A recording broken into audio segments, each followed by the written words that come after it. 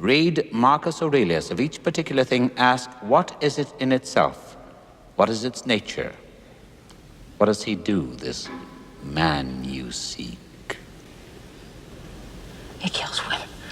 No, that is incidental. What is the first and principal thing he does? What needs does he serve by killing? Anger. Social acceptance and sexual frustrations. No, he covets. I like girls, you know that, right? I'm not into boys. Totally, that's fine. Okay, I'm just making sure.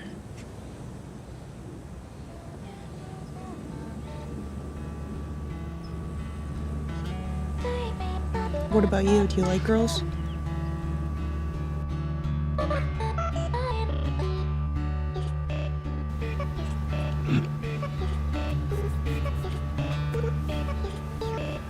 When I think about that stuff, it feels like someone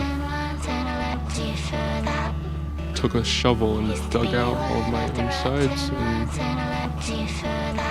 I know there's nothing in there, but I'm still too nervous to open myself up and check.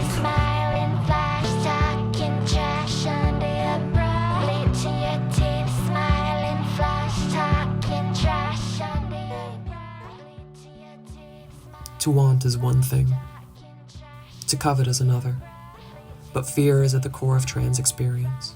Wanting what another has is condemned by so many, but when it's just a baseline of happiness that's desired, to covet is understandable, if not inevitable. Changing who you are on a fundamental level is a horrifying thing. Rejecting the identity crafted by the world around you is hard, but knowing something is fundamentally wrong with the way you move through the world is even harder. It's an incredibly personal struggle, and putting it to screen can be a beautiful thing. Silence of the Lambs is a good movie, but it's also disgusting. It's a movie I've returned to time and time again since I was 12 years old, and as a child it shaped my perception of what it meant to change one's sex. Disturbing, violent, delusional. Who do you fuck with? It's an outside perception of what transness is, and it's not a charitable one. Perspective is deeply important in film. It's the frame through which we experience the world of cinema, and it can alter every part of a story. That's one of the reasons Silence of the Lambs is the way it is. I'd fuck with so. It's from a cisgender perspective. It sees something outside our expectations and calls it grotesque, only saving itself from backlash through an offhand line. There's no correlation in the literature between transsexualism and violence. Transsexuals are very passive. Have a go. So much queer media wallows in stereotype. Oversimplifications of what being trans is, and fear-mongering that comes with it, have dominated what little representation we have since the 1960s. One of the first pieces of trans representation in modern cultural memory is literally a man murdering a woman in a bathroom.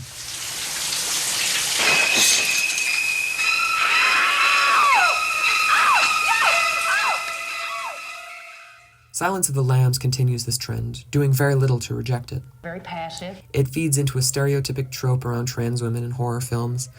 The demented, sick man who just wants to become a woman kills them out of jealousy, and so on and so forth. It was first popularized with Psycho, but other films like Sleepaway Camp or Dressed to Kill are other examples. You see, I've always wanted a little girl. Silence of the Lambs isn't made for trans people.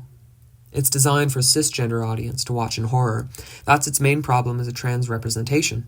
It falls into stereotype, vilifying gender dysphoria and painting trans people as very passive, demented sex perverts, and little else.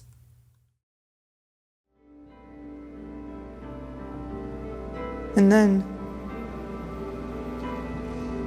after I don't know how long, I felt myself start to leave myself. And it was like I was watching myself on TV from across the room.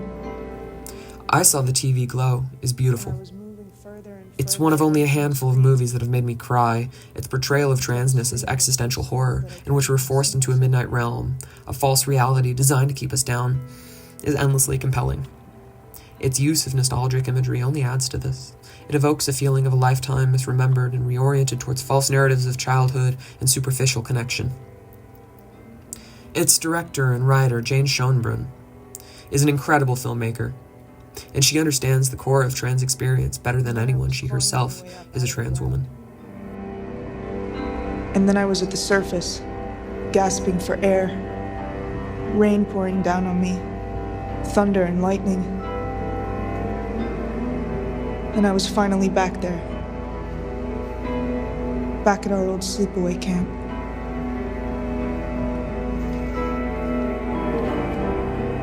And just like I was waking up from a bad dream, that whole life, that whole reality where I was Maddie Wilson, drifted away like a brief hallucination that after a few moments I could hardly even remember. And all those memories that had felt so real washed away with the rain back at our old sleepaway camp. Instead of portraying her trans characters as a straight born in the wrong body narrative, she pushes direct transness into the realm of metaphor, with the reality of the characters serving as a hallucination on death's doorstep, as they're bled out and buried alive. Suffocation, feeling trapped like your heart's been cut out, these are perfect metaphors of what it's like to actually be trans.